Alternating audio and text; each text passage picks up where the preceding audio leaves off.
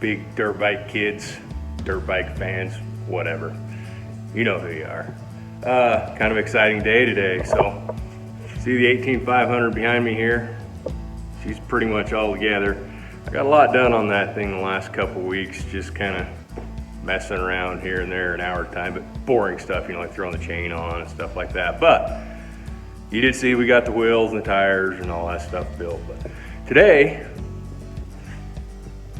oop, there it is. I had to whack it. Poly Sports. It's backwards, see, it's backwards. That's the body kit for this bike. So I'm gonna bolt some plastics on this thing and make it resemble a dirt bike again, just because it's driving me crazy, not seeing what it's gonna look like, and it's new skins, and basically get it ready to send down to have some graphics built for it. Still waiting on the head. You know, they're busy. They got a lot going on. So anyways, I can change the head on this thing pretty easy, so I'm not too worried about bolting all the plastics on it before I do that. So anyways, let's get after it.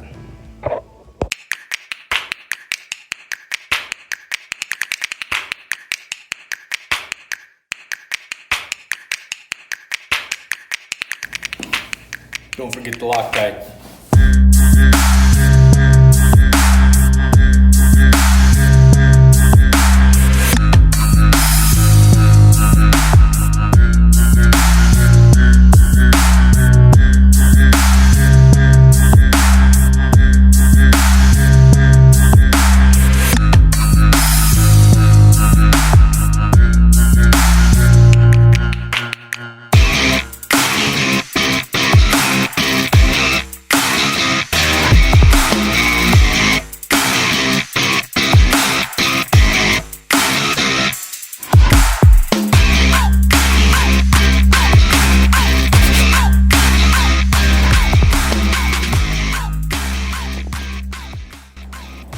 All right, so front fender's on, number plates on, side panel plates are on, rear fender's on.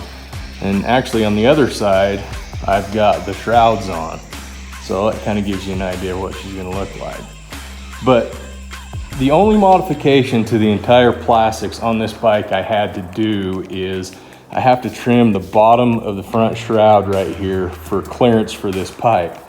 Now, if you don't want to do that, you can run a FMF or you can actually run a Pro Circuit pipe, which actually is a lower pipe and comes in here, so you wouldn't have to trim the shrouds. I like the FMF pipe. I like the way it runs better than the Pro Circuit pipe, but that's just, you know, my flavor, basically.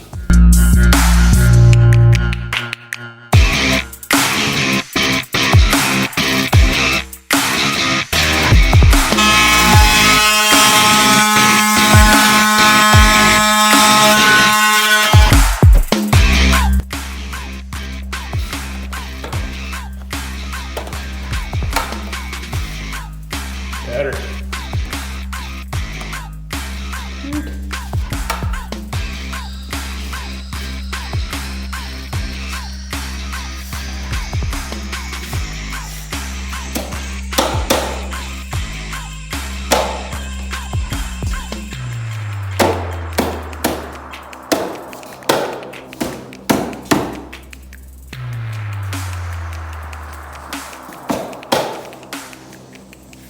You don't think I'm gonna leave the red seat cover on there, do you? No. Look. Oh yeah. The next day. You saw I got the new plastics on the 18500 build the other day, and there it is right there. See that red seat cover? That looks horrible.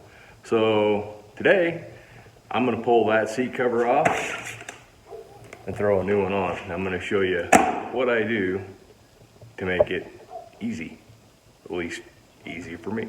So let's get after it. There's only a few tools you're gonna need to do this job. Obviously a new seat cover, small pliers that you can grip the staples with, small flat blade screwdriver you can pry staples with. new staples, and I use 5/16, these heavy duty staples like for a staple gun, and either a pneumatic or a hand stapler, and that's all you need. But the first thing we gotta do is get the seat cover out of the packaging, and what I always do is I find a way to heat this up. Either on a hot day you can throw it on the inside of a car and heat it up and make it more pliable, but as cool as it is today, I'm gonna go throw this in the dryer for about 20 minutes. All right, so one thing I forgot to mention that I do before I even throw this thing in the dryer is I flip it over like that, and then I take the end that goes over the front of the seat and I flip it inside out, just like that. And then I take a pair of scissors and I come through here and I cut this tag off if there's one there. And then right here on the corners, I'll go just outside of the factory stitching and make a cut almost to the stitching. It doesn't have to be much, just a little bit, kind of like that. And I'll make a couple of those.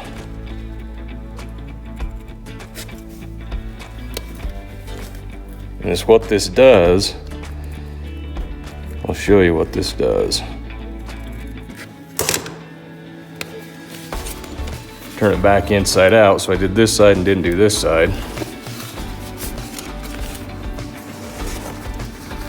Put this back around the right way around.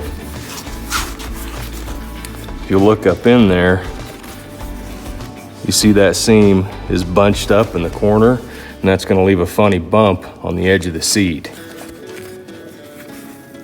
See how that side lays a lot flatter right there? And this side is not, there's more of a straight line. This is more curved and that's more flat, so yeah. Relief cut that piece of seam right there and it'll actually fit way better in the long run.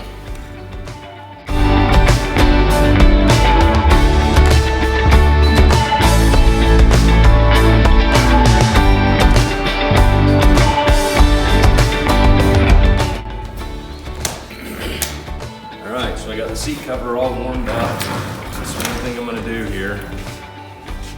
Show you, is I'm gonna lay this that folded backwards over the front so that the seam's like that. And then just roll it forward so the seam is tucked in on the bottom side. And that way it'll give you a lot smoother transition right here. So get this squared up, everything tucked into place where it needs to go. Oops, let's start over there again. Okay, there we go. All the pieces are tucked up in so it's nice and flat. Maybe, there we go. And I'm gonna go ahead and tack it down with a staple right here on the front. Pull down into place.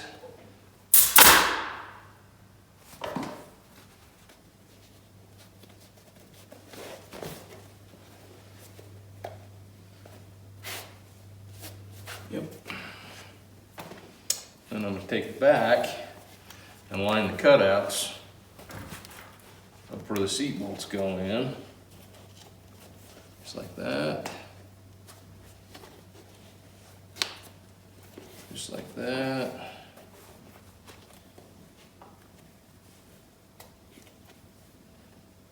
And hold it here, flip it back over. And if you got a logo on the back, make sure that's centered up. Just kind of eyeball that just a little bit.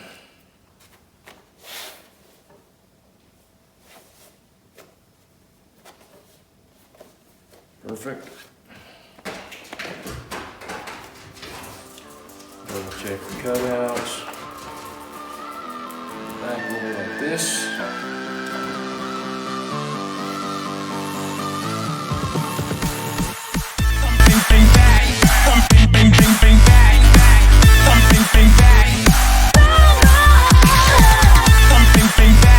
Something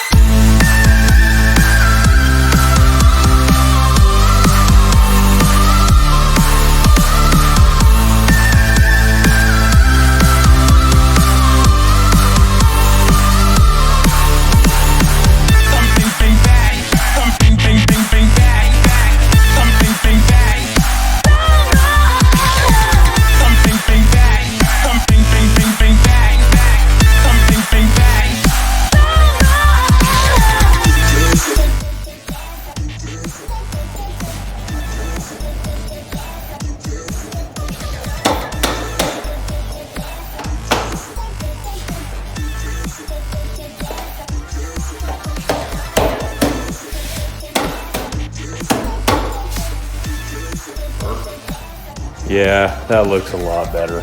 So I'm pretty happy with the results on that. This thing's sitting out in the sun for, 20, 30 minutes. It'll actually shrink up and tighten up even better. So yeah, that's how I do seat covers. It's always worked for me, and hopefully this helps.